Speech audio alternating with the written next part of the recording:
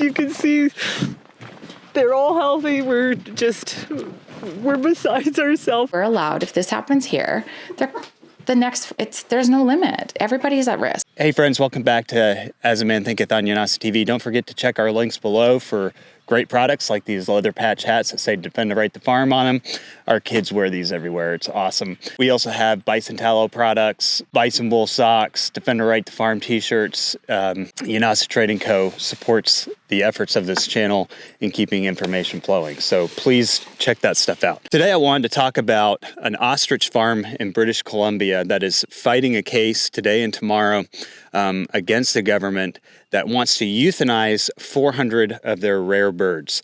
This is an unusual situation because all of their birds have fully recovered from the avian flu, and yet they want to euthanize these birds. But before I get into that, I wanted to address my conversation yesterday about wildlife corridors, because in text messages, somebody brought up a good point that I did leave out yesterday, and I think it ties into what I'm going to talk about today very well. They were basically mentioning the fact that a lot of these organizations that are buying up this land for conservation have an unfair competitive advantage because they're being funded by tax dollars. But it goes deeper than that. They're not just being funded by tax dollars, but they're actually being funded by foreign governments to accumulate land across our country, put it into conservation.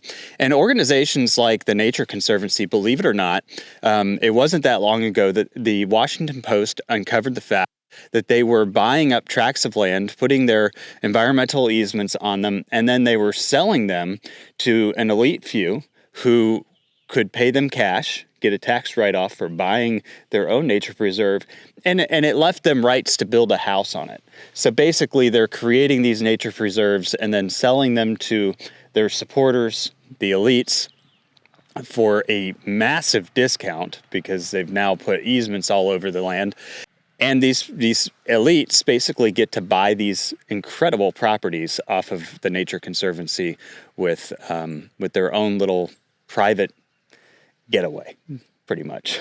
But looking into the funding of these organizations, a lot of the funding comes from a global organization called the United Nations. And this is where the question comes in. You know, who's running our country? Who's actually doing these things? Who elected these people? Who chooses who runs these organizations? And, you know, the question comes up, you know, they have hundreds of millions of dollars to invest in these properties, and that's actually inaccurate. Worldwide, they have hundreds of billions of dollars, and a lot of it, again, is coming from foreign governments. These are foreign governments that are investing into properties in our country through nonprofit organizations. And I can tell you, when you take money from an external entity as a nonprofit organization, they have plenty of control over you. So a lot of you probably know this, but the UN is heavily involved in global conservation projects, buying up conservation lands across the world, getting governments to buy up conservation lands and then put them into heritage sites. What these entities are doing is no different. And then they create their own rules on the land and their own encumbrances on that land and leave it there in perpetuity. So it does create an unfair advantage for farmers and ranchers, for citizens of our country, but it also creates a more troubling scenario of foreign investment in our country's land and foreign control over our country's land. And like I said, none of us have any control over who those people are, who elected them, who put them in those positions. So it is a bit disturbing. Now, what does this have to do with an ostrich farm in British Columbia, Canada? Well, I was researching this case because I found it quite interesting. The ostrich farm came under the bird flu back in December. They had about 468 birds. 67 of their birds died from the bird flu, but the remaining birds haven't shown symptoms since January of the bird flu. We call that herd immunity. That's when basically the natural immunity of these birds was able to come, the bird flu. Now, when we look across the world, we see this bird flu running rampant. And there have been cullings, mass cullings of our food supply in order to save us from this bird flu. But here we have a case where these ostriches were actually able to overcome the bird flu.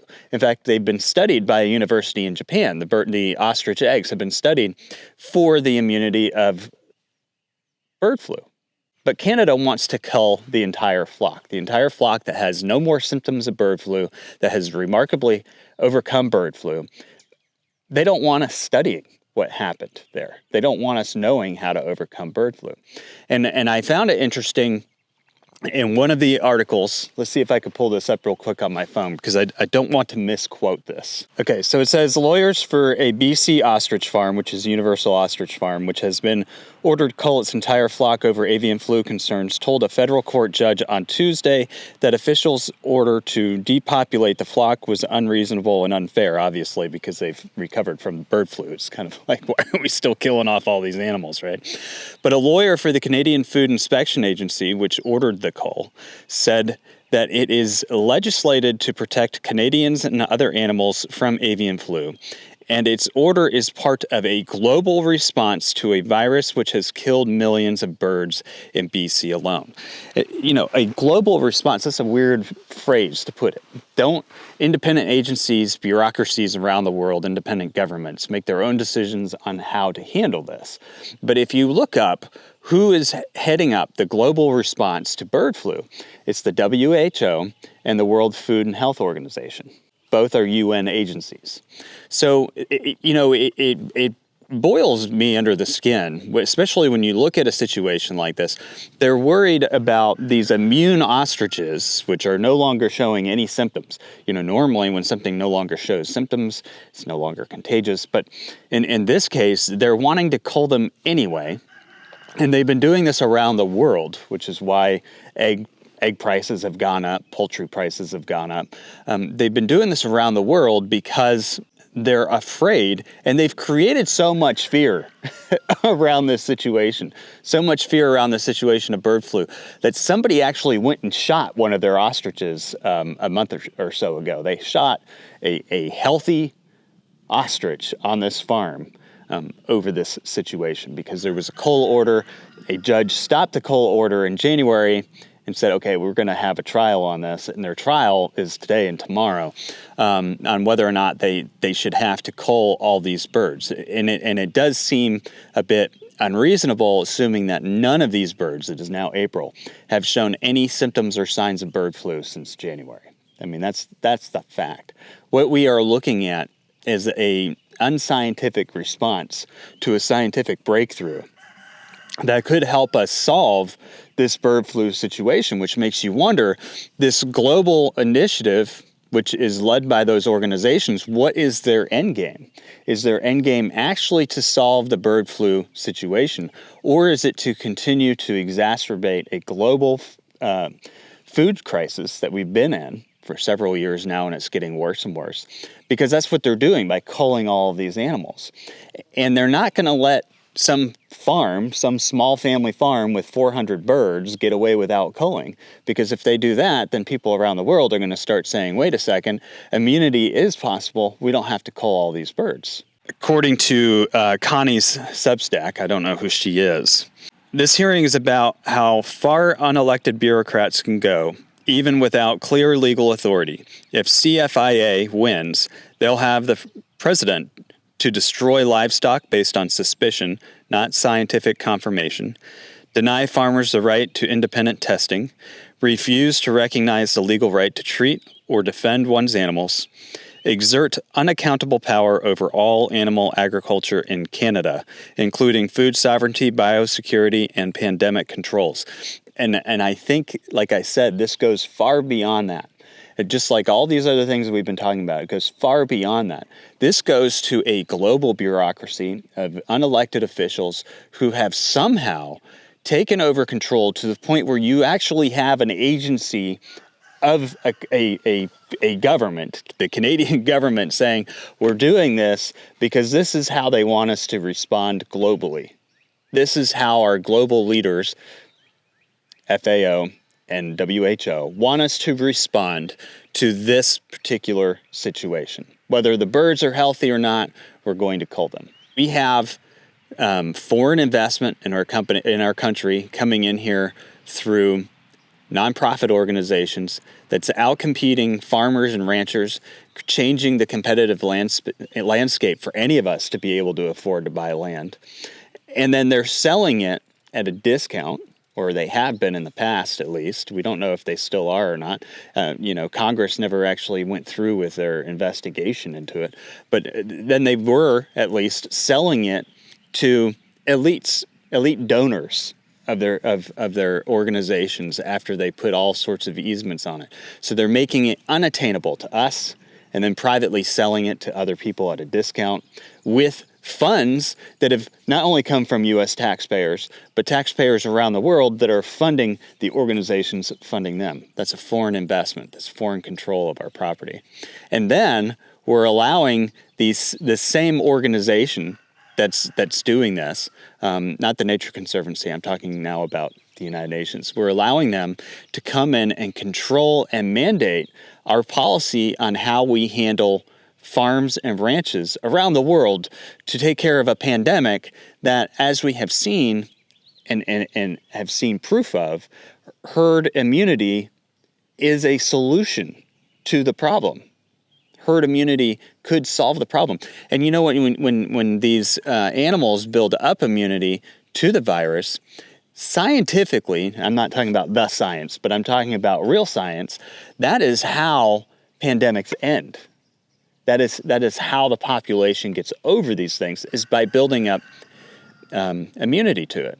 And they did the same thing, during a certain pandemic that we recently had around the world. They tried to keep us from building herd immunity to it. I mean, the logic's just not there. These people aren't based on science. These people aren't based on humane agriculture treatment. And their investment philosophies of nature seem to be creating opportunities for the elites. Like I said, I don't know if they're still doing that. They got called out on it. There was an investigation.